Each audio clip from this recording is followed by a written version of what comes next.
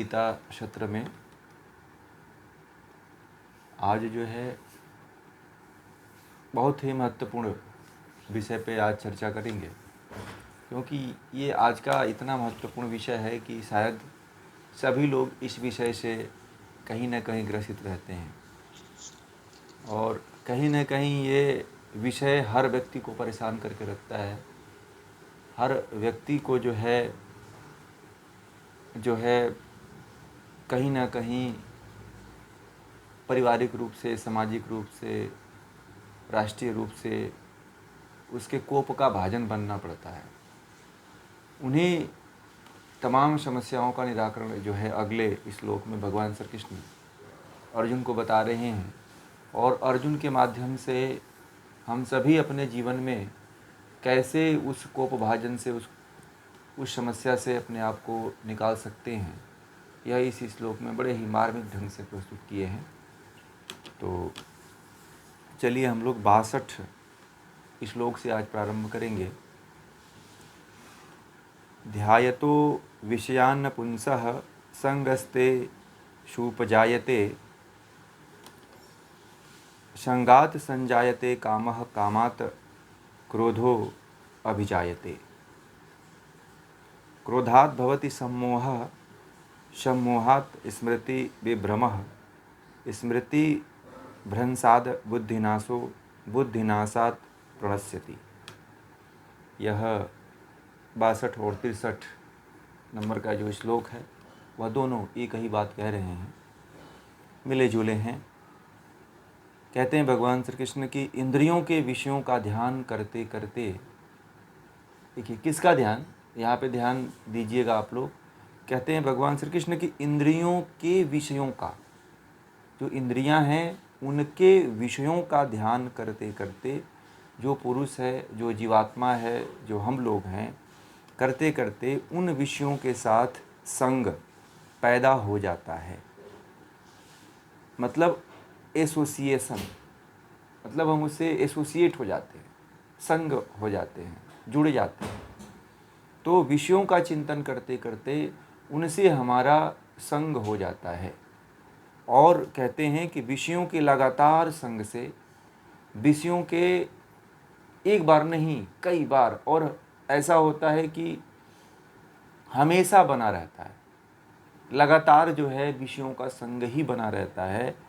तो कहते हैं कि विषयों के लगातार संग से, ध्यान से उनके प्रति कामना पैदा हो जाती है। ध्यान से उनके जो विषय हैं उनके प्रति जो है कामना पैदा हो जाती है। कामना अर्थात अटैचमेंट, जिसको अटैचमेंट बोलते हैं। उन विषयों के बार बार जो है सानिध्य से, बार बार उसके संग से जो है उसको प्राप्त करने के या उसके प्रति ध्यान करने से मन के भीतर कामना पैदा हो जाती है।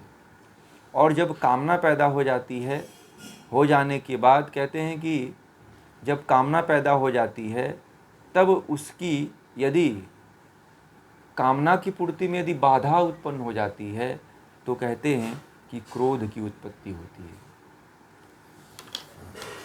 बहुत आप लोगों के बहुत से ऐसे प्रश्न होते हैं कि क्रोध आए तो क्या करना चाहिए, है ना। सब लोग उसका निराकरण चाहते हैं कि मैं क्रोध से कैसे बचूं, मुझे बड़ा क्रोध आता है। आज एक लोगों ने पूछा था मुझसे कि मेरे बच्चे को बड़ा क्रोध आता है। तो इतने छोटे उम्र में भी एक छोटा बच्चे के अंदर भी कामना और विषयों का लगातार जो है चिंतन, विषयों का लगातार संग जो है क्रोध को उत्पन्न कर रहा है। तो सबसे पहले क्रोध के निराकरण से पहले, क्रोध को दूर करने से पहले हमें क्रोध के जड़ तक जाना चाहिए कि क्रोध उत्पन्न कहाँ से हो रहा है। हम लोग जहाँ से क्रोध उत्पन्न होता है उसके जड़ में नहीं जाते हैं, जाते हैं कभी नहीं जाते हैं कि क्रोध उत्पन्न कहाँ से हुआ।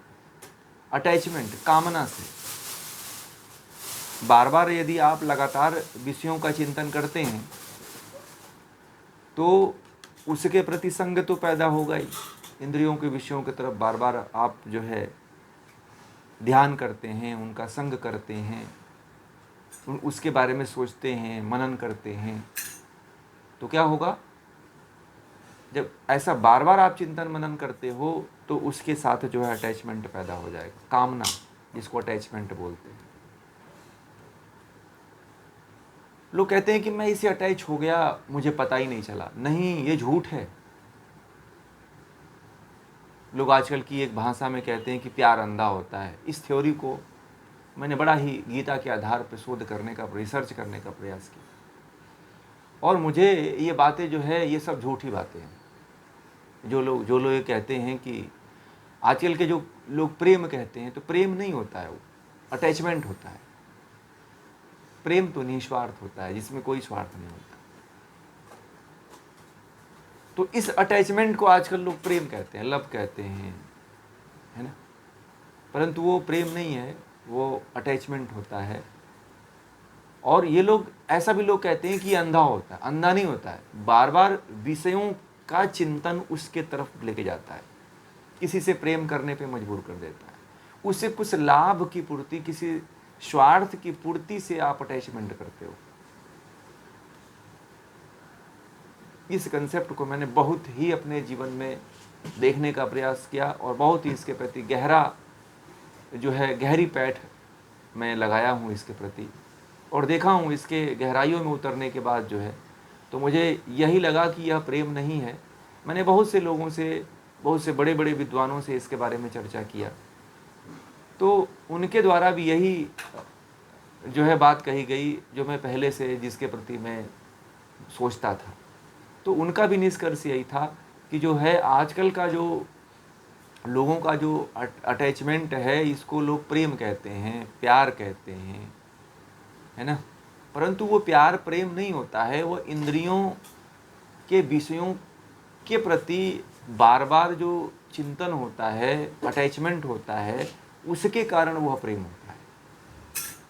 और ये जो लोग कहते हैं कि प्रेम अंधा नहीं, वह पूरा आँख वाला होता है। उसके पास, उसकी ना आँखें खराब होती हैं, ना उसके कान खराब होते हैं, ना उसकी बुद्धि खराब होती है, पूरा सोचा समझा व्यक्ति रहता है वो, और पूरी योजनाबद्ध तरीके से वह आपसे अटैचमेंट करता है। आप उसको कह देते हो या सामने वाले को कह देते हो कि वह मुझसे उससे प्रेम हो गया, वह सोची समझी प्रक्रिया कभी प्रेम नहीं होती है, वो अटैचमेंट होता है, कामना होता है। क्योंकि बार बार किसी के प्रति आप स्वार्थ की कहीं ना कहीं पूर्ति के लिए उससे जुड़ना चाहते हो, वह आपसे जुड़ना चाहता है, विशेष कामना की पूर्ति के लिए जुड़ना चाहता है, बाकी और उसका कोई लगाव नहीं होता है और कोई मतलब नहीं होता है। और आजकल का प्रेम यही है, अटैचमेंट है, कामना है, क्योंकि इंद्रियां बार बार उन विषयों का चिंतन कर रही हैं, और उन विषयों के चिंतन करने के फलस्वरूप ही कामना, अटैचमेंट पैदा होती है। और जब कहते हैं कि जब अटैचमेंट में, कामना में जब बाधा पड़ती है तो व्यक्ति को क्रोध उत्पन्न होता है। तो आजकल के क्रोध उत्पन्न होते हैं तो एक दूसरे को जहर देने की, मारने मराने की जो है नौबत आ जाती है, देखा होगा आप लोगों ने। तो भगवान श्री कृष्ण वही कह रहे हैं कि इंद्रियों के विषयों के प्रति यदि कोई पुरुष ध्यान करता है तो उसके साथ, उन विषयों के साथ उसका संग हो जाता है। और जब संग पैदा होता है, लगातार यदि आप संग करते हो, लगातार उसका चिंतन करते हो, तो आपके अंदर अटैचमेंट यानी कि कामना पैदा हो जाती है। और जब कामना पैदा हो जाती है और कामना में जब बाधा उत्पन्न होती है तो क्रोध उत्पन्न होता है। क्या उत्पन्न होता है? क्रोध की उत्पत्ति होती है। जब आप किसी के प्रति कामना करते हैं कि यह मुझे मिल जाए, यह व्यक्ति मुझे मिल जाए, फलाना पदार्थ मुझे मिल जाए, फलाना यह वस्तु मुझे मिल जाए, और जब वह वस्तु मिलने में बाधा कहीं से किसी के द्वारा होता है तो उससे या उससे संबंधित जो लोग होते हैं उसके प्रति क्रोध की भावना उत्पन्न होती है। क्रोध यहीं से उत्पन्न होता है और क्रोध को कंट्रोल यहीं से करना चाहिए। जब आपके अंदर क्रोध आए तो यह सोचिए कि कहीं ना कहीं हमारी जो बाधा है, कामना है, वह पूरी नहीं हो रही है, क्योंकि इसमें स्वार्थ छुपा रहता है। स्वार्थ की पूर्ति के लिए यदि आप जो है किसी से क्रोध करते हो तो समझना वो व्यर्थ क्रोध है। जैसे बच्चा है तो माँ बाप जो है बच्चे के प्रति बड़ा कार्य करते हैं, उसे खिलाना पिलाना पढ़ाना लिखाना सेवा करना सब कुछ करते हैं। परंतु जब बच्चा माँ बाप का नहीं मानता है तो माँ बाप बड़ा उसके ऊपर क्रोध करते हैं। तो कुछ माएँ ऐसी हैं जो हमारे पास तो प्रश्न आते ही रहते हैं, कहते हैं कि मेरे बच्चे पे बड़ा क्रोध आता है। तो मैंने कहा कि आप उसके प्रति कामना पैदा कर लिए हो, अटैचमेंट ज़्यादा कर लिए हो बच्चे से, आप उसको हटा दो अपने भीतर से, कामना हटा दो कि मेरे अनुसार यह काम नहीं किया, मैं ऐसा चाहती थी वो ऐसा नहीं किया, और मैंने इसके साथ ये कर दिया, क्योंकि आप अपन उसके विषयों के साथ बार बार अटैचमेंट कर लिया, संग कर लिया उसका, इसलिए जो है वह क्रोध उत्पन्न हो गया। बार बार जो है यदि आप ममता भी एक तरह से अटैचमेंट ही है, वह भी प्रेम नहीं है। इसलिए जो है, क्योंकि ममता में मम शब्द आया है ना, मेरा। प्रेम जो है निस्वार्थ होता है, और अटैचमेंट जो है, अटैचमेंट में कहीं ना कहीं स्वार्थ छिपा होता है। प्रेम जो होता है, प्रेम में किसी भी चीज़ की कामना नहीं होती है, कोई कामना नहीं होती है, किसी भी तरह की कामना की पूर्ति का कोई स्वार्थ नहीं छिपा रहता है, कोई कार्य नहीं छिपा रहता है।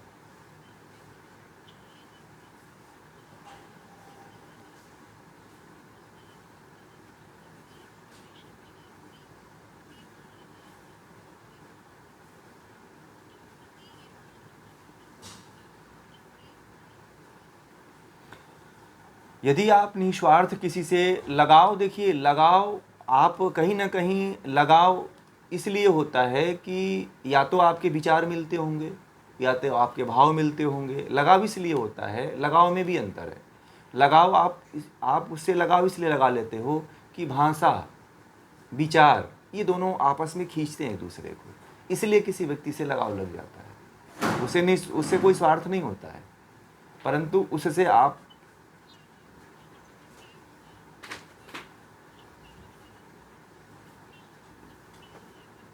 प्रेम की परिभाषा यही है कि चाहे उसमें आपकी कामना पूर्ति हो चाहे ना हो, चाहे आपके साथ रहे चाहे ना रहे, ठीक है,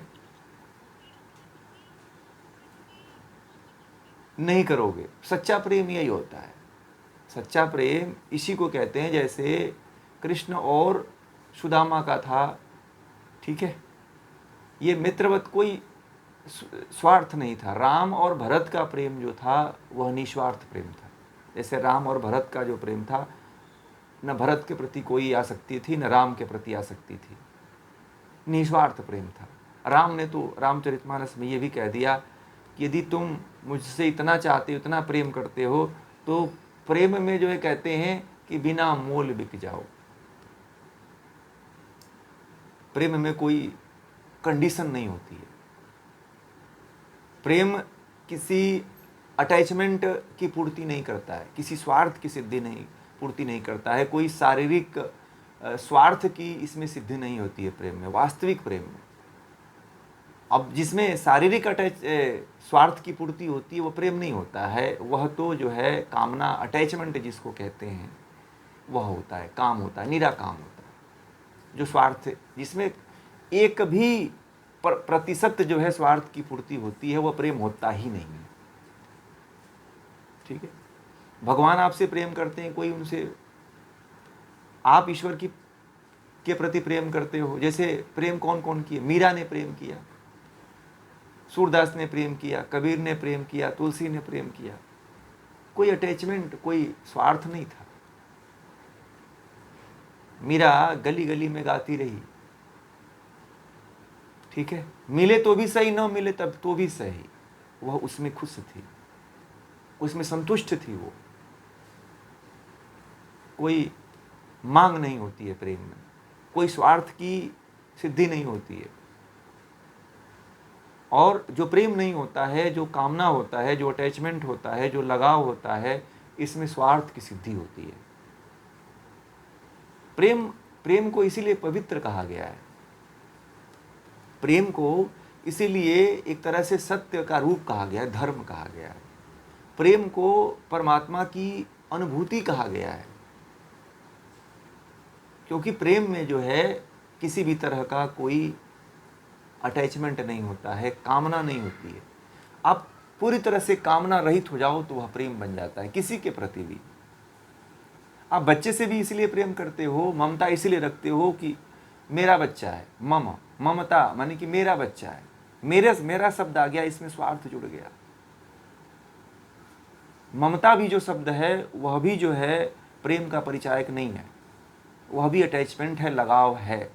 जब तक शरीर है, शरीर का लगाव है, क्योंकि आपके तन से उत्पन्न हुआ है, इसीलिए आपने उससे अटैचमेंट कर लिया, और बहुत गहरा अटैचमेंट है उसके साथ, क्योंकि आपके तन से उत्पन्न हुआ है, आपके रज और वीर्य से और रक्त मांस में अस्थि मज्जा शुक्र से बना हुआ है, इसलिए आपके प्रति, उसके बच्चे के प्रति लगाव रहता है। वह भी प्रेम नहीं है। सच्चे प्रेम तक बहुत कम लोग पहुंच पाए। ये जो लोग कहते हैं ना, ये हीरा लैला मजनू ये प्रेमी थे, प्रेमी नहीं थे, ये भी स्वार्थी थे। ये जो दुनिया भर में ये फैलाई गई हैं बातें कि ये प्रेमी थे, ये प्रेमी नहीं थे, यह भी एक नंबर के स्वार्थी व्यक्ति थे, यह भी कामना वाले व्यक्ति थे। क्योंकि इनके बाद में देखोगे तो आप ये लोग कहीं ना कहीं जा कर के इनका मिलन होता ही है। इनके अंदर भी निस्वार्थ प्रेम नहीं था, क्योंकि उस शरीर की प्राप्ति के लिए जो मर जाता है वह प्रेम नहीं होता है। जो शरीर से परे ऊपर उठ जाता है वह सच्चा प्रेम होता है। जो शारीरिक स्थिति को जो प्राप्त करने के लिए मर जाता है वह प्रेमी नहीं होता है। प्रेम की परिभाषा ये है। जो शारीरिक प्रेम से ऊपर उठ करके जिसकी कामना करता है वह असली प्रेमी वह होता है। प्रेमी तो बड़े कम हुए हैं, बहुत कम हुए हैं। कोई युगों में एक आध बार कोई प्रेमी निकल जाता है तो निकल जाता है, कोई ऐसा है ही नहीं है। हुए हैं प्रेमी हुए। मीरा हुई है, संत ललेश्वरी थी। संत ललेश्वरी एक ऐसी संत हुई है कि जो जिसने अपने जीवन काल में वस्त्र भी छोड़ दिया, नंगी घूमती थी। गजब की संत थी, अद्भुत संत। हाँ, संत ललेश्वरी कभी पढ़िएगा, अद्भुत प्रेम था। हाँ, वही। तो आप जब पढ़ो, जब उनके बारे में जानोगे तो क्योंकि अटैचमेंट, शरीर का भाव जिसके अंदर से हट जाता है, यदि आपका शारीरिक भाव किसी के प्रति भी है, आत्मवत भाव यदि किसी के प्रति जुड़ा है तो वही सच्चा प्रेम है। ये जो दो तरह के लोग, बॉलीवुड वाले और हॉलीवुड वाले तो नहीं, बॉलीवुड वाले जो प्रेम की परिभाषा बताते हैं वो उसमें केवल जो है स्वार्थ छिपा रहता है, और स्वार्थ को ही वो लोग बढ़ा चढ़ा करके प्रेम का नाम दे करके, अटैचमेंट का नाम दे करके दुनिया को भ्रमित कर रखे हैं। लैला मजनू की कहानियाँ बना करके, हीर रांझा की कहानियाँ बना करके लोग कभी हीर रांझा की कहानी पढ़े हैं? सोनी महिवाल की कहानी पढ़े हैं आप लोग कभी? जब आप देखेंगे कहानी के अंत में तो कहीं ना कहीं कहानी जो है शारीरिक भाव को लेकर के ही जो है, उसका जो दोनों का जो अंत होता है वह शरीर के मिलन के लिए ही होता है, वह प्रेम थोड़ी है। ये जो लोग हीर रांझा, सोनी महिवाल, लैला मजनू और पता नहीं कौन कौन से और भी हैं, उनका वो दे करके जो है उदाहरण दे करके लोगों को भ्रमित करते हैं, कहते हैं कि प्रेम है। वास्तविक प्रेम तो गीता में छुपा हुआ है। भगवान श्री कृष्ण यहाँ पे साफ साफ कह रहे हैं कि कामना रहित होना चाहिए, अटैचमेंट रहित होना चाहिए। अटैचमेंट आप करने के लिए प्रेम करते हो, इसको प्रेम नाम दे देते हो। शारीरिक अटैचमेंट के लिए प्रेम, उसको प्रेम नहीं कहते, सीधे बोलो कामना। और हमारे ऋषियों ने कहा है काम, क्रोध, लोभ, मोह, और उन्होंने ये भी कहा धर्म, अर्थ, काम, मोक्ष, 4 पुरुषार्थ बताए कि सीधे बोलो, आप उसको प्रेम मत नाम दो। आज से 50, 60 साल, 70 सालों में जो है काम को जो है प्रेम कह दिया गया, और लोग बड़े पवित्रता के साथ सोचते हैं कि मैं तो प्रेम करता हूँ इससे। परंतु हमारे शास्त्रों ने, भारतीय संस्कृति ने उसको काम कहा। कामना की पूर्ति जिसमें होती है वह काम है, और स्पष्ट शब्दों में एक स्तंभ है यह। और हमारी संस्कृति ने इसको स्वीकार किया कि यह एक स्तंभ है और इस कामना होती है, शारीरिक कामना होती है, परंतु हमारे ऋषियों ने उसको प्रेम नहीं कहा। परंतु आज के लोगों ने उसको प्रेम बना दिया, तो हर कोई कहता है आई लव यू। एक मतलब एक वो बन गया है, आदर्श वाक्य बन गया है। एक बच्चा भी, एक माता पिता भी अपने बच्चे को बोलते हैं, प्रेमी प्रेमिका भी आपस में एक दूसरे को बोलते हैं और एक दूसरे से अटैचमेंट हो जाता है। बस इतना ही बोलने से हो जाता है। बोलने से होता है कोई ये कबूलनामा थोड़ी है, अंदर से होता है। तो ये शारीरिक भाव में जीने वाली बात है। ये प्रेम इसको नहीं कहते। प्रेम तो बड़ी ऊंची चीज़ होती है, जिसमें मीरा जैसे लोग पहुँचे हुए हैं, कबीर जैसे लोग पहुँचे हुए हैं, महात्मा बुद्ध पहुँचे हुए हैं, महावीर पहुँचे हुए हैं। ये लोग सच्चा प्रेम किए हैं। हम लोग तो कबीरदास जी का एक दोहा है कि 2.5 अक्षर प्रेम का पढ़े सो पंडित होए। तो 2.5 अक्षर प्रेम का यदि कोई पढ़ लेता है तो वह पंडित हो जाता है, विद्वान हो जाता है, ज्ञानी हो जाता है।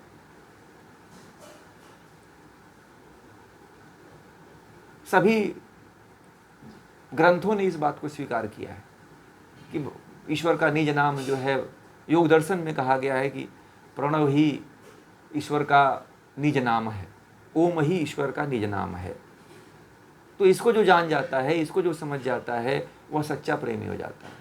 मीरा ने कृष्ण शब्द को पकड़ा, तुलसी ने राम शब्द को पकड़ा, कबीर ने राम शब्द को, निराकार राम शब्द को पकड़ा। सबने एक एक शब्द को लेकर के उस असच्चे प्रेमी से मिले, क्योंकि उसमें कोई स्वार्थ नहीं होता है। और स्वार्थ, जब आप स्वार्थ की सिद्धि के लिए कोई कर्म करते हैं तो वह कामना बन जाता है, वो अटैचमेंट बन जाता है। और जब नहीं पूर्ति होता है तो फिर क्रोध उत्पन्न होता है। जिसका देखिएगा आजकल के जितने प्रेम होते हैं, कहते हैं कि मैं बहुत बड़ा प्रेमी हूँ, बहुत प्रेम करता हूँ। प्रेम में यदि बाधा उत्पन्न हो और क्रोध न उत्पन्न हो तो वही सच्चा प्रेमी, क्योंकि वह निस्वार्थ होता है। और जिसका स्वार्थ वाला प्रेम होता है उसमें क्रोध उत्पन्न हो जाता है। किसी भी कार्य को लेकर के आप कोई भी कार्य करते हो, यदि आपका वह पूरा नहीं होता है तो देखना क्रोध उत्पन्न हो जाता है। आप यहाँ से समझ जाना कि वह स्वार्थ है, वह सच्चा प्रेम नहीं है, उसमें कहीं ना कहीं स्वार्थ छिपा हुआ है।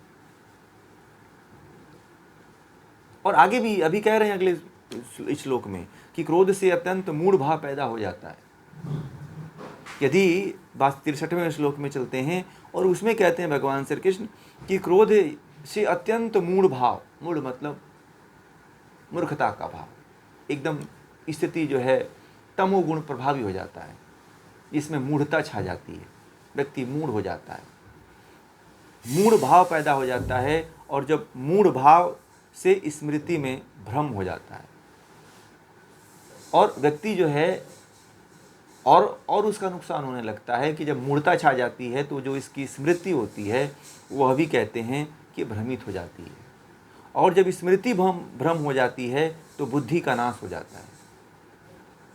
और जिसकी बुद्धि का नाश हो जाता है वह व्यक्ति का सर्वनाश हो जाता है, सब कुछ उसका नष्ट विनष्ट हो जाता है। इसलिए भगवान श्री कृष्ण कहते हैं कि विषयों का बार बार ध्यान करने से, चिंतन करने से, उन पर मन के टिके रहने से सारा झगड़ा पैदा होता है। दुनिया का सारा प्रपंच जो है इंद्रियों के विषयों पे मन को टिकाने से, बार बार उसका चिंतन करने से सारे द्वंद्व, सारे प्रपंच उसी से खड़े होते हैं। लोग समझ ही नहीं पाते कि कहाँ से खड़े होते हैं और तरह तरह गुस्से से निपटने के लिए, फलाना चीज़ से मुक्त होने के लिए तरह तरह के जो है उपाय करते हैं कि मैं ये उपाय कर दूं, वो उपाय कर दूं, फलाना जगह चले जाऊं, मैं ये दवा खा लूं। कुछ लोग डॉक्टर के पास जाकर के इलाज भी कराते हैं कि मुझे क्रोध बड़ा आता है। कुछ लोग तो मुझे मिले हैं जो कहते हैं कि मुझे इतना क्रोध आता है कि मैं दवा खाती हूँ। तो मैंने कहा गजब हो आप तो।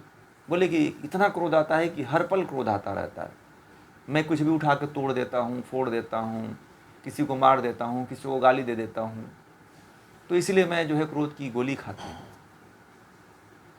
क्यों? ज़्यादा कामना उत्पन्न हो, अटैचमेंट ज़्यादा हो जाता है। हर किसी से अटैचमेंट जिसका हो जाता है वह उतना ही क्रोधी होता है। देखिएगा, जो जितना अटैचमेंट वाला, लगाव वाला व्यक्ति होता है वह उतना ही उसके अंदर क्रोध भरा होता है।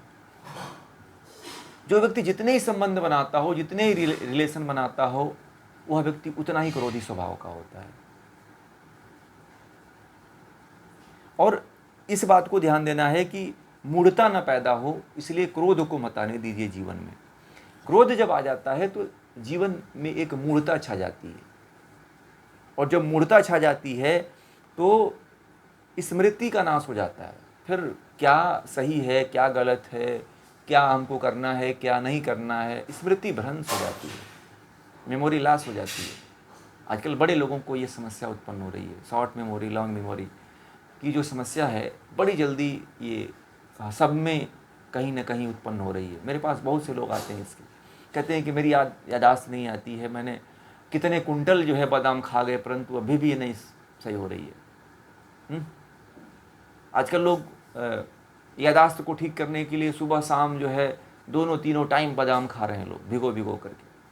किसी का जो है ब्रेन वापस नहीं आ रहा है, परंतु जिससे ठीक हो रहा है ब्रेन, उसको नहीं ठीक करना चाहते, कामना करेंगे। मैंने एक लोगों से कहा कि आप अटैचमेंट बड़ा करते हो, मेरे पास आए थे तो बोले क्या करें, संसार में रहते हैं तो करना ही पड़ेगा। ठीक है, संसार में रहते हैं तो करना ही पड़ेगा, आप कहते हो कि छोड़ दो तो कैसे जिएंगे हम। मैंने कहा कि आप उससे मर जाओगे परंतु इससे जी जाओगे जो मैं कह रहा हूं।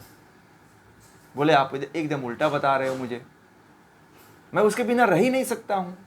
आप कहते हो उसको छोड़ दो तो मैं जल्दी ही मर जाऊंगी। लोग इस ऐसी स्थितियों में जाकर के, ऐसे कंडीशन पे जाकर के फंस गए हैं, ऐसी स्थिति में जाकर के वह समस्या से ग्रसित हो गए हैं कि निकलना उनके लिए बड़ी कठिन हो गया है।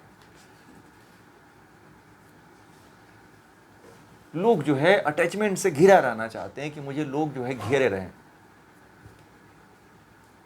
और उन्हीं लोगों से जो है डिटैचमेंट भी हो जाता है, बड़ा जल्दी हो जाता है। क्रोध उत्पन्न होता है, लोग उनसे भागने लगते हैं, दूरियां बनाने लगते हैं। और जो व्यक्ति क्रोधी होता है ना, फिर बाद में बड़ा पछताता भी है, बहुत पछताता है, क्योंकि वह जो क्रोध उत्पन्न करता है वह मूढ़ता के भाव में उत्पन्न करता है। जब उसको भयंकर वाली मूढ़ता आती है तब वह क्रोध को उत्पन्न करता है, और भयंकर मूढ़ता ही क्रोध को जन्म देती है।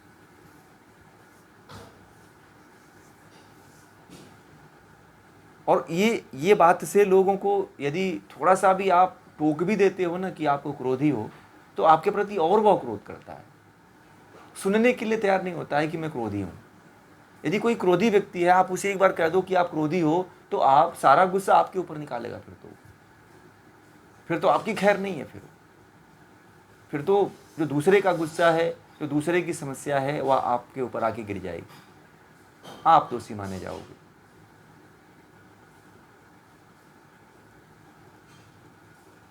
और कहते हैं कि जब स्मृति का नाश हो जाता है तो बुद्धि का नाश हो जाता है, क्योंकि बुद्धि शरीर का अंतिम तत्व है, प्रकृति से। प्रकृति का अंतिम तत्व है, यदि वह नष्ट हो जाता है तो कहते हैं कि व्यक्ति का सर्वनाश हो जाता है। प्रकृति से सबसे पहले यदि कोई उत्पन्न होता है तो बुद्धि ही उत्पन्न होती है, और बुद्धि यदि नष्ट हो जाती है जिसकी, वह उसका पूरा सर्वनाश हो जाता है, क्योंकि बुद्धि से ही ये पूरा का पूरा जो है, बुद्धि एक ऐसा बुनियाद है, एक ऐसा पिलर है जिस पे पूरा शरीर खड़ी हुई है। पता है आप लोगों को, मैंने शुरुआत में सांख्य दर्शन पढ़ाया था तो बताया था, बुद्धि को महत कहते हैं। ठीक है, तो बुद्धि पे सब कुछ टिका हुआ है, इसीलिए थोड़ा सांख्य का भी आप लोग ध्यान करिएगा। इसीलिए मैंने जो पहले वाले बताए थे, सांख्य के 25 तत्व बताए थे, उस 25 तत्वों को ध्यान रखना जरूरी है। तो पूरा का पूरा जो है क्या होता है कि पिलर ही ढह जाता है,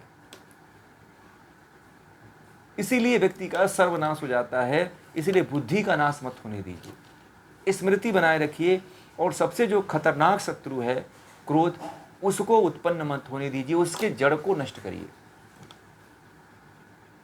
लोग इसको उसकी जड़ को नष्ट करने पे राजी नहीं होते हैं। कहते हैं कि मुझे कोई दवा दे दीजिए, कोई उपाय बता दीजिए, कि जैसे कुछ लोग कहते हैं कि कपालभाति कर लो तो क्रोध नहीं आएगा। अरे फिर भी आता है उस व्यक्ति को।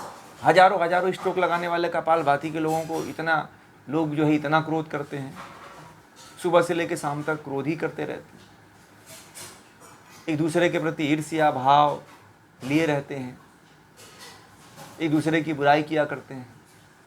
तो छह जो शत्रु हैं, कहते हैं कि काम क्रोध लोभ मोह ईर्ष्या द्वेष, यह जो है एक ही है, कहने के लिए कई हैं परंतु हैं एक ही, नाम उनके बस अलग अलग है, परंतु वो है एक ही। क्रोध से जो है सब कुछ उत्पन्न होता है। क्रोध उत्पन्न हो गया तो समझो कि काम लोभ मोह ईर्ष्या द्वेष मात्सर्य सब उत्पन्न होता है, जलन सब उत्पन्न होता है।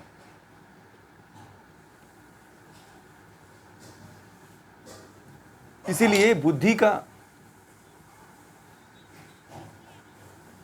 जी राग और क्या बोल रहे हैं, मोह। हाँ मोह जो होता है उस दिन जो बताया था, देखिए मोह में क्या होता है कि व्यक्ति की जो है कामना भी उसमें रहती है, और राग में क्या होता है कि कोई भी विषय को एक बार कोई व्यक्ति जो भोग लेता है उसको बार बार भोगने की इच्छा होती है। ठीक है, एक बार जो आप राग में क्या होता है, राग भी एक तरह से लगाव ही है, अटैचमेंट ही है। ठीक है, कामना को भी एक तरह से राग ही कह लीजिए, कि बार बार उसे भोगने की जो इच्छा उत्पन्न होती है वही राग है। एक बार जिस वस्तु को आपने भोग लिया फिर अब उसे दूसरी बार भी भोगने की इच्छा है, यही राग, इसी को राग कहते हैं। और जब व्यक्ति विषयों का बार बार चिंतन करता है, बार बार विषयों के संग में घिरा रहता है, तब जो है उसे जो है अटैचमेंट उत्पन्न होता है, और उनके प्रति फिर जो है अटैचमेंट यानी कि उसके प्रति फिर आसक्ति उसकी हो जाती है। बार बार यदि आप चिंतन करते हो तो कोई भी बात के बारे में, कोई भी विषय के बारे में आप चिंतन करते हो तो उसमें आसक्ति पैदा हो जाती है, और यह आसक्ति जो है यही जो है इसी को जो है उसके प्रति कामना कहते हैं, आसक्ति कहते हैं, अनुराग कहते हैं। और इस तरह से जो है इसको एक तरह से जो लगाव है इसको मोह भी कह देते हैं, जो आपका लगाव उत्पन्न हो जाता है। ठीक है, कामना उत्पन्न हो जाती है, आसक्ति पैदा हो जाती है, अनुराग पैदा हो जाता है। ठीक है ना, तो एक तरह से जो अनुराग है, आसक्ति है, कामना है, यह एक तरह से मोह कह लीजिए। ठीक है, मोह के और भी कई कंडीशन होते हैं जहाँ पे अलग अलग तरह से इसको जाना जाता है। ठीक है, तो यहाँ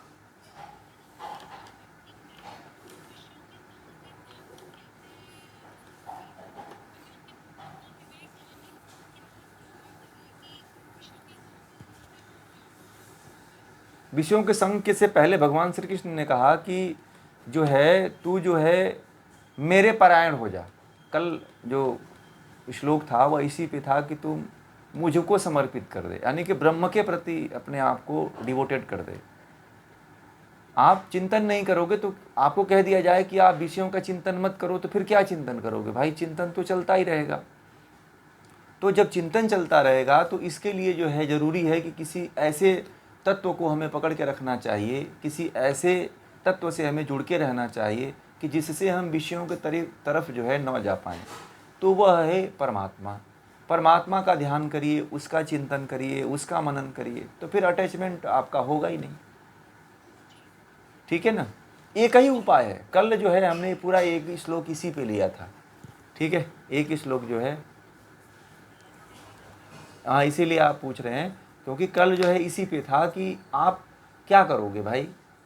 क्रोध उत्पन्न न हो, विषयों की तरफ न भाग सको, न जा सको, इसके लिए तो आपको ज़रूरी है कि कोई ना कोई एक ऐसा बिंदु होना चाहिए, वह है बिंदु परमात्मा।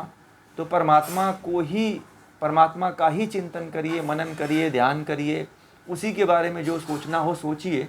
तो फिर आप जो है इन विषयों, इंद्रियों के विषयों से आप बच सकते हो, क्रोध से बच सकते हो। यह कोई उपाय आपको नहीं बताता है। लोग ये कहते हैं ना कि ये दवा खा लेना, जहाँ से जड़ है उसको नष्ट करने की कोई बात नहीं करता है। आप किसी के पास चले जाओ, किसी भी बड़े बड़े गुरु के पास चले जाओ, डॉक्टर के पास चले जाओ, साइकोलॉजिस्ट के पास चले जाओ, मैनेजमेंट गुरु के पास चले जाओ, और जो है मोटिवेशनल गुरु के पास चले जाओ, तो वो तरह तरह की उपाय बताएगा, ठीक है, परंतु वो जड़ को नहीं बताता है कि जहाँ से क्रोध नष्ट हो जाए पूरी तरह से। वह पकड़ के रखता है कि व्यक्ति हमसे जुड़ा रहे, उसको स्वतंत्र करने की कोशिश नहीं करता है, उसे परमात्मा से नहीं जोड़ता है, वो अपने से जोड़ लेता है कि ये मुझसे जुड़ा रहेगा तो मेरा ग्राहक बना रहेगा। ये व्यक्ति बहुत बड़ी लालसा में जो है लोगों को खो देते हैं। आजकल जो विद्वान हैं, जो जानकार हैं, वह लोगों को अपना शिकार बनाते हैं। हर कोई आपको शिकार की दृष्टि से देखना चाहता है, परंतु गीता है जो आपको आपके प्रति निस्वार्थ भावना रखती है, कभी आपको शिकारी की तरह नहीं बर्ताव करती है आपके साथ, ठीक है। दुनिया में आप किसी के पास चले जाओ, आपको एक जो है शिकार की तरह देखता है कि अब हमारी चंगुल में आ गया, इसको फंसाओ। परंतु गीता में आए हो तो गीता ये कहती है कि बस अब तू चंगुल में आ गया तो फिर समझ जो तेरा उपकार हो गया, फिर तेरा कल्याण ही हो गया, बार बार तुझे किसी के जाल में नहीं फंसना पड़ेगा। इसीलिए तो हमने ये गीता के प्रति इतना प्रयास मैं कर रहा हूँ कि लोगों तक यह चीज़ पहुँचे आप लोगों के माध्यम से, कि लोगों को नहीं पता है। लोग बड़े भोले भाले हैं, लोग संसार की भले चालाकियों को जानते हैं, संसार को भले जानते हैं, परंतु जो वास्तविकता है उसको नहीं जानते हैं लोग, और वही बड़े पढ़े लिखे लोग ठगे जाते हैं। मेरे पास तो ऐसे पढ़े लिखे लोग और इतने बड़े बड़े डिग्रियां वाले लोग आते हैं जो ऐसे ऐसे जगहों पे ऐसे ऐसे लोगों से फंसे हुए हैं कि मत पूछिए। अब मैं बताना नहीं चाहता।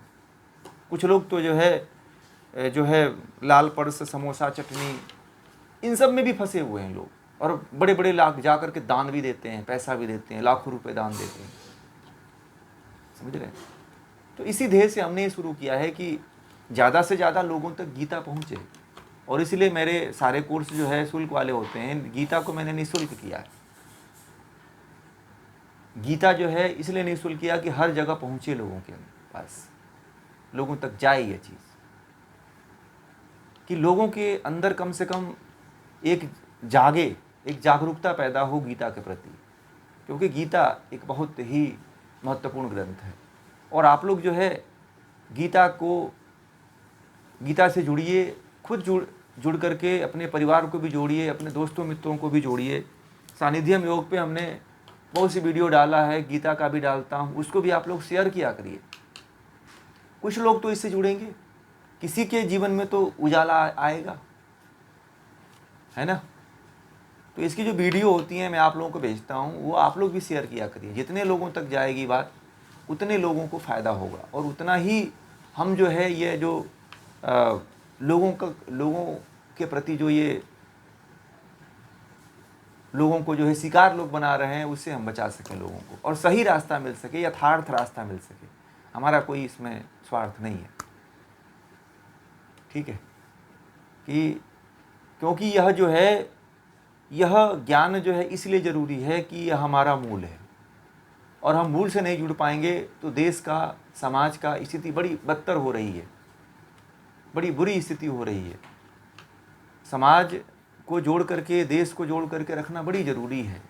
इसीलिए इस ध्येय को लेकर के हम ये काम कर रहे हैं। बाकी और आप लोग जैसा आप लोगों की इच्छा हो, बाकी जो है सही रास्ते लोगों को पता हो जाए, सही ज्ञान प्राप्त हो जाए। क्योंकि आजकल जो है लोग तरह तरह की पुस्तकें चला करके, तरह तरह के पंथ चला करके अपना नाम दे करके ये फलाना ट्रस्ट है, ये मेरे गुरु द्वारा रचित है। अरे कोई जो मूल जहाँ से ज्ञान आया उसकी कोई बात नहीं करता है।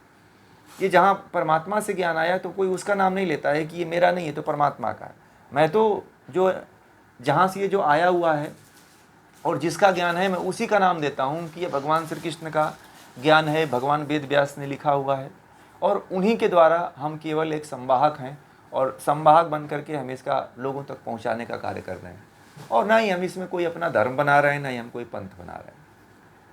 इसीलिए चाहते हैं कि आप लोग भी इस जो है पवित्र कार्य में आप लोग अपना सहयोग दीजिए और लोगों को जोड़ने का प्रयास करिए, ज़्यादातर लोगों को भेजने का प्रयास करिए, इसमें जुड़े लोग, जाने इसको, देखें इसको, समझे लोग इसको, तो उतना ज्ञान बढ़ेगा। लोगों को नहीं पता है। आप इसमें से कितने लोग हैं जो अभी तक जो बातें मैंने बताया लोगों को जानकारी थी? आप लोगों को जानकारी थी? बहुत लोगों को ये बातें नहीं जानकारी थी, जो अभी आप लोगों को जानने के लिए मिल रही है। तो इसलिए बहुत से लोग हैं जिनको ये चीज़ें नहीं पता है। तो जिनको नहीं पता है कम से कम हम पहुंचाएं तो उनके तक, वहाँ तक, कि उनको भी पता चल जाए, मेरे साथ उनका भी भला हो। यदि भला आप करते हो, भला आपके साथ हो रहा है, तो दूसरे के साथ भी करो। तो इस तरह से जो है भगवान श्री कृष्ण जो है कामना देखिए, कामना यदि आप करते हो तो हम बात कर रहे थे कामना और क्रोध की, तो यदि आप कामना करते हो तो क्रोध उत्पन्न होता है। इसलिए कामना को रोकने का प्रयास करो, क्योंकि कामना से यदि कामना करते हो तो क्रोध उत्पन्न होता है, और क्रोध से दो शक्तियां नष्ट हो जाती हैं। इसको ध्यान रखिएगा। पहली शक्ति है, कहते हैं कि विवेक शक्ति, और दूसरी है स्मृति शक्ति। यह हमारे शरीर की सबसे बड़ी शक्ति मानी जाती है। दो शक्तियां हैं। भगवान श्री कृष्ण ने कहा कि एक जो है विवेक शक्ति यानी कि बुद्धि शक्ति है, और दूसरा स्मृति शक्ति है। ठीक है। क्रोध से जो है मनुष्य के आगे पीछे कुछ नहीं सोचता है कि हमें क्या करना है।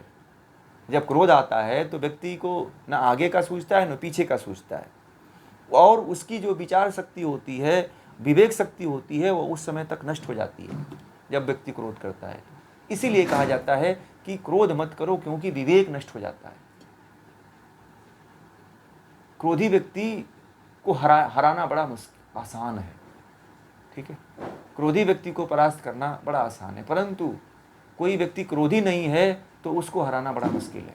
भगवान श्री कृष्ण इसीलिए महाभारत का युद्ध जीत गए कि वह पूरे महाभारत में जो है मुस्कुराते ही रहे। क्रोध उनके अंदर एक बार आया था, वो अभी जो है फिर शांत हो गया, परंतु कहते हैं कि वह हमेशा पूरे महाभारत में सब लोग दुखित हुए, सब लोग परेशान हुए, परंतु भगवान श्री कृष्ण जो है कभी भी जो है क्रोधित नहीं हुए।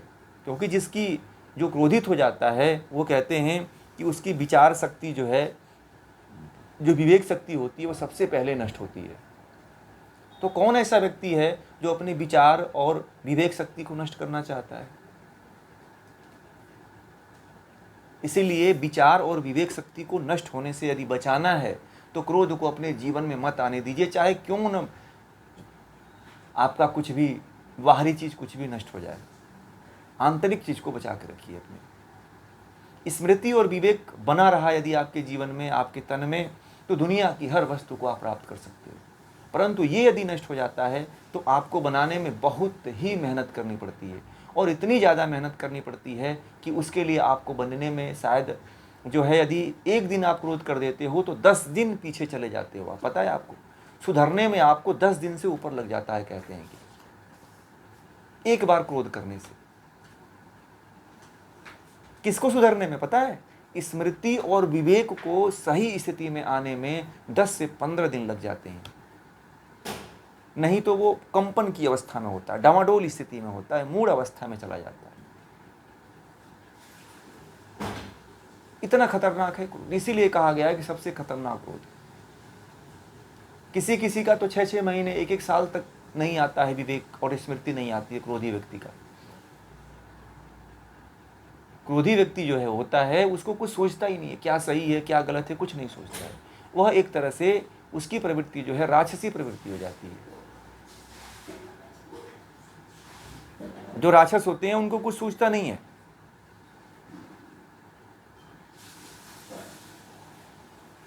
देखिए, अब इसमें एक तो शब्द आया है, क्रोधात भवति सम्मोह। सम्मोह का मतलब अभी आपने पूछ रही थी ना, तो सम्मोह का एक तरह से जो है वो विवेक का नाश हो जाना। ठीक है। सम्मोह का तात्पर्य होता है एक तरह से विवेक का नष्ट हो जाना। और दूसरा, क्रोध से दूसरी जो शक्ति नष्ट होती है वह स्मृति नष्ट होती है। इसलिए जो है विवेक को नष्ट होना ही जो है, जब विवेक नष्ट हो जाता है तो व्यक्ति सम्मोहित हो जाता है, हर व्यक्ति से सम्मोहित हो जाता है। जिस व्यक्ति के अंदर जो है विवेक नहीं होता है ना, वह जो है चलते हुए रास्ते में फैले हुए कचरे के प्रति भी उसका मोह सम्मोह हो जाता है। कुछ लोग को देखा होगा जिनके पास विवेक नहीं होता है, वो जो है ऐसे ऐसे लोगों के साथ अपना अटैचमेंट जोड़ लेते हैं जो आपने कभी कल्पना ही नहीं किया था कि यह व्यक्ति ऐसा, और यह लड़की ऐसा, या यह स्त्री ऐसी, और इसने ऐसा कर दिया। क्यों? वो उसका दोष नहीं होता है, उसके अंदर का विवेक नष्ट हो जाया करता है। लोग जो है ना क्रोध को ऐसे लाते हैं जैसे लगता है कि कोई बहुत आम चीज़ है, आने दो, बुला लो उसको। क्रोध आम चीज़ नहीं है जो आप जिसको बुलाते हो आप लोग। क्रोध एक ऐसा जहर है जो आपको पूरी तरह से जहरीला बना के चला जाता है, और आपको लगता है कि ये तो एक बार आया, क्रोध तो आता ही है। लोगों के अंदर एक सामान्य प्रचलन फैला हुआ है, एक सामान्य बात फैली हुई है कि अरे क्रोध तो आता है, हमको तो बड़ा क्रोध आता है। लोग जो है इसको सामान्य बना दिए, परंतु क्रोध सामान्य नहीं है। एक आध्यात्मिक व्यक्ति को, एक जो है बुद्धिजीवी व्यक्ति के लिए बड़ा खतरनाक है, बहुत ही खतरनाक है। और इतना खतरनाक है कि उसकी सारी तप और तपस्या को भंग करके चला जाता है। और जिसके प्रति हम क्रोध करते हैं वो बड़े मजे में होता है, और हम जो है बड़े दुखित अवस्था में चले जाते हैं। और जो विवेकी पुरुष है उसका तो सब कुछ नष्ट हो जाता है, उसकी सारी तपस्या, सारी मेहनत, सारा तप नष्ट हो जाता है। इतना समझने के बाद भी यदि आप क्रोध करते हो तो स्मृति तो भंग होगी ही। इसलिए जो है कभी भी क्रोध को जीवन में स्थान मत दीजिए। यदि आगे बढ़ना है, परमात्मा को प्राप्त करना है, ईश्वर को प्राप्त करना है, समाज दुनिया से युद्ध लड़ना है, तो क्रोध को कभी मत उत्पन्न होने दीजिए। क्योंकि क्रोधी व्यक्ति दुनिया में कभी भी नहीं जीता है। जितने भी क्रोधी हुए हैं, दुर्योधन क्रोधी था, कंस क्रोधी था, रावण क्रोधी था, परंतु ये लोग कभी भी जीते नहीं। भगवान राम जो है जब रावण से युद्ध कर रहे थे, युद्ध करने से पहले जो है मुस्कुराते ही रहे।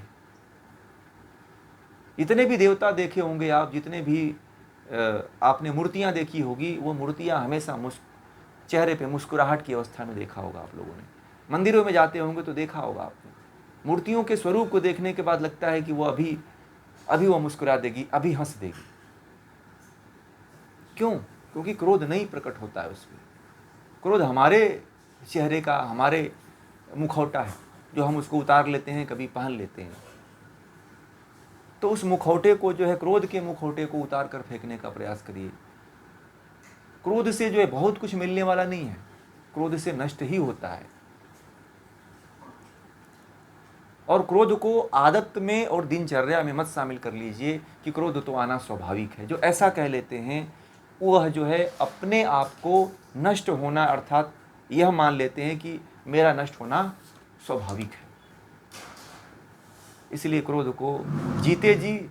और आज के बाद तो जो गीता पढ़ा है आप लोगों ने, तो क्रोध को स्थान मत दीजिएगा, अपने अंदर क्रोध मत आने दीजिएगा। चाहे कोई भी समस्या उत्पन्न हो जाती हो, चाहे पारिवारिक उत्पन्न होती हो, चाहे बच्चे को लेकर के उत्पन्न होती हो, चाहे कोई जीवन में लेकर के समस्या उत्पन्न होती हो, क्रोध करने से कुछ हल नहीं निकलता है। सबसे पहले आपकी स्मृति भंग होती है, ये आपका विवेक नष्ट हो जाता है। फिर आप लड़ोगे क्या? व्यक्ति वही लड़ सकता है जिसके अंदर विवेक हो और स्मृति हो। तो अपने आप को उस स्थिति में बनाए रखने के लिए जो ये जरूरी है कि क्रोध मत आने दीजिए। जी, स्मृति मतलब मेमोरी, यादाश्त है ना। यादाश्त, याद जो होती है ना, यादाश्त, मेमोरी, ठीक है ना, उसको स्मृति कहते हैं। कि आप जो है भूल जाते हो आगे पीछे क्या इसका परिणाम होगा, और इसके पीछे क्या थे हम, सब स्मृति लोप हो जाता है, भंग हो जाती है। ठीक है ना। विवेक का मतलब जो बुद्धि होती है जो निर्णय लेने की जो क्षमता होती है वो नष्ट हो जाती है।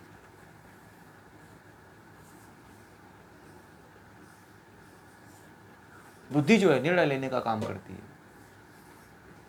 जिसके अंदर निर्णय लेने की क्षमता नहीं होती है, जिसका बुद्धि ही नाश हो जाता है, तो उसका सब कुछ सर्वनाश हो जाता है। अंतिम तत्व है प्रकृति का।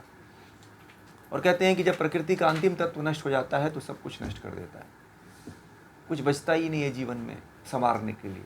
केवल एक पंचमहाभूतों का शरीर दिखाई देता है, उसके अंदर खोखला एक माटी का पुतला बस होता है और कुछ नहीं होता है। देखा होगा आपने, क्रोधी स्वभाव जो का व्यक्ति जो है केवल संसार में एक मिट्टी का पुतला ही होता है। जैसे मोबाइल से नेट चला जाए तो मोबाइल का कोई अस्तित्व नहीं रहता है, उसी प्रकार यदि व्यक्ति के अंदर से विवेक और स्मृति चला जाए तो उसका कोई अस्तित्व नहीं रहता, फिर एक खिलौना बन जाता है व्यक्ति। जैसे मोबाइल खिलौना बन जाता है नेट बिना, वैसे ही व्यक्ति जो है बिना विवेक और स्मृति के खिलौना बन जाता है।